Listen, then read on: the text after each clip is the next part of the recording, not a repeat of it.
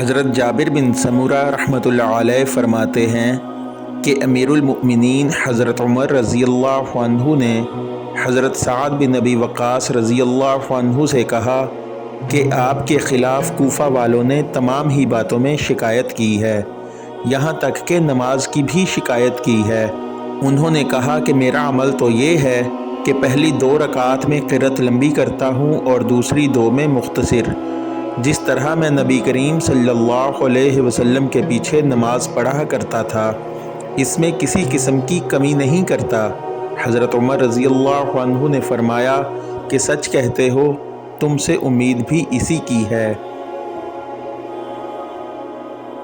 حضرت براء بن عازب رضی اللہ عنہ سے مروی ہے کہ میں نے نبی کریم صلی اللہ علیہ وسلم کو عشاء کی نماز میں والتین والزیتون پڑھتے ہوئے سنا۔